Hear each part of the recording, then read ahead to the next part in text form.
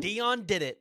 He moved to the Power 5 football, and you would expect that Deion Sanders is going to go ahead and start making a move to take a tremendous amount of guys through the transfer portal this year, and you would expect that the classes are going to start to roll in for Colorado and Deion Sanders. Before we get into it, please go ahead, hit that like and subscribe button. Let me know what you guys are thinking down in the comments below. How many years before Colorado is competing in the Pac-12 championship game? Okay, so Deion Sanders, he's at Colorado. He left Jackson State, and it's a huge improvement for him. It's a huge improvement for Colorado. And you've already heard a lot of rumblings around the program about NIL and getting the program to where it needs to be. Within 12 hours of being the head coach of Colorado, he let the entire staff go.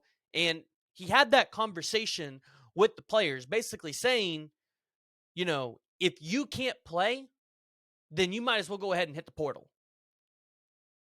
Because I'm looking for guys that actually can play the sport of football.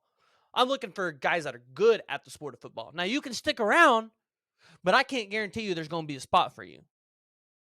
And, I mean, we know that conversation probably happens with coaches, but to put it on a public stage the way that he did, he's got some guts. So you hear about, within the first 24 hours of him being at Colorado, a little over 200 recruits and or guys in the transfer portal had reached out in Deion Sanders' DMs, basically wanting to play for him. And that's incredible. And you would have to think that he's going to be able to put together an incredible transfer portal and recruiting class to finish the 2023 cycle. I said it in our group chat the other day with the other college football gurus that you guys might listen to on YouTube, but I said that there's a good chance Colorado puts up a top 15 class this year. Now, what do I mean by that? Top 15 in terms of they're going to be able to do it through the transfer portal and the recruiting rankings combined. So 247 actually combines both scores and then will rank teams off those two scores that are combined. So that's why I'm saying top 15 out of there, because I think they're going to hit the portal hard. And I think it's going to start with Travis Hunter. As soon as Travis Hunter hits the portal, which we know Travis Hunter's hitting the portal, and if I was a betting man, I'm putting all my money on Travis Hunter going to Colorado because he went to play for Deion Sanders. Before that, he was committed to Florida State for 2 years, and he loves Florida State. He would love to stay home, but he loves Deion Sanders. And why would you not want to be coached by Deion Sanders? And here's my thing. If you're a defensive back and you're elite, that Colorado place with Deion Sanders is now 100% more attractive than the Jackson State position, because now you have a chance to play on national television. Deion Sanders is going as far as saying, hey, you've got to sign a waiver because we're going to have a camera on you guys 24/7 during practices and games. So your exposure is going to be up there. And you're being coached by one of the best DBs of all time. You're being coached by one of the best two-way athletes of all time, which also I think is another huge thing that we have to look at. How many two-sport athletes is Deion Sanders going to be able to get because of what he was able to do in the National League or in the major leagues and in the NFL? Deion Sanders is about to change what we see in terms of the coaching game. You're about to see a potential new revolution of coaches possibly coming up. Because if this experiment is successful at Colorado with Deion Sanders, who's to stop there from being more? And that not to be where our coaching searches start to go. You're looking for a coach that's able to relate to people that are two-sport athletes or multi-sport athletes. So the question is, how many people is Deion Sanders going to be able to get in the transfer portal? And how many of these guys from Jackson State is he realistically going to take with him? We know he's taking his son, and I believe it's pronounced Shadir. And then I mean, like I said, I'm 100% confident that Travis Hunter's going there. So that's 2 of them. I would expect Kevin Coleman, the 4-star, talented top 50 wide receiver from last year, to end up at Colorado as well. And then you have DeJohn Warren. He was a JUCO transfer, the number 2 overall JUCO transfer nationally back in 2021. I'd expect him to end up there as well. 4-star cornerback. When you look at what Deion is about to do, yeah, he's got his son Shadir, who might or might not be the starter. We just know that he's going to have to go there and he's going to have to earn it. He could go out into the transfer portal and grab another quarterback. He really could. Because you have quarterbacks like Devin Leary, Hudson Card, DJ Uiagalelei. And if you're a quarterback and you need the exposure, that's a great position for you. He's also going to be able to tremendously overhaul the offensive line, because we have seen offensive linemen hit the portal, whether it's from Alabama or the kid from Rhode Island. He's going to be able to bolster the defense, whether it's with Fentrell Cypress or you got the other corner, J.Q. Hardaway from Cincinnati. He can go get wide receivers and tight end galore in the portal. He can go get linebackers. He can get whatever he wants.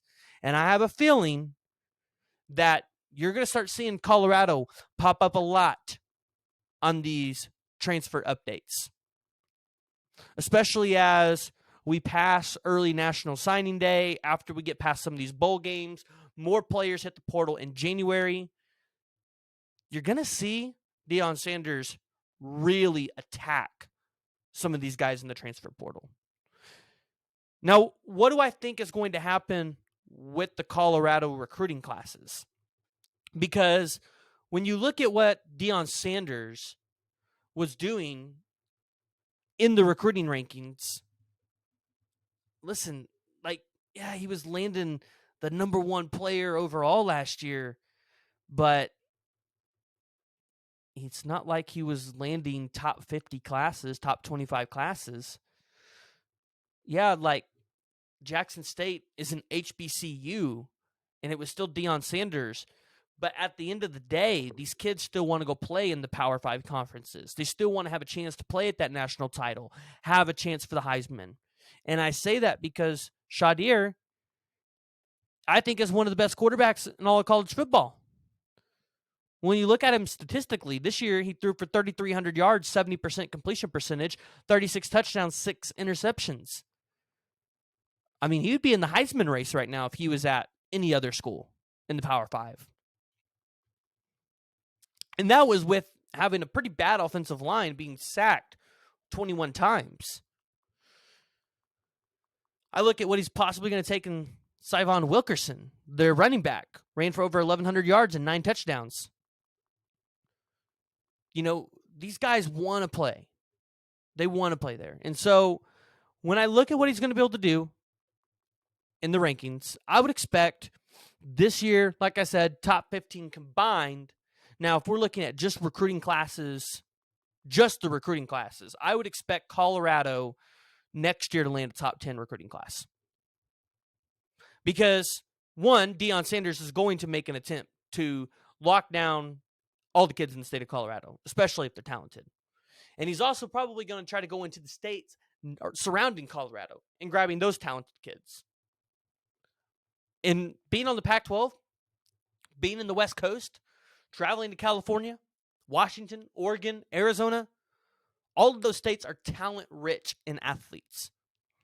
And there's going to be an opportunity for Colorado to continue to be able to snag a lot of those athletes from there. So it's going to be interesting to see just how Deion Sanders is about to change a program like Colorado overnight. Because it is. It changed overnight. You hear of boosters that have already pretty much given Colorado starter checks. Keyword, starter checks for NIL. You're hearing of the administration over at Colorado, lifting a lot of those restrictions that they would have on the incoming transfers with their academics. They're bought in. They're all in with this football program. And Colorado has great facilities. They really do, and it's beautiful. So it's going to be interesting to see how the Colorado football program changes. We're potentially going to start seeing that Colorado football program that we saw in the 2000s, where they were landing 4- and 5-star type guys. Where this Colorado football program potentially could return to its former glory of winning a national championship. It's possible and it's there. We will keep you guys updated on the Deion Sanders saga. Thank you guys for tuning in. I really appreciate it. If you haven't already, please go ahead, hit that like and subscribe button. It really helps me out, and I'd love to hear from you guys.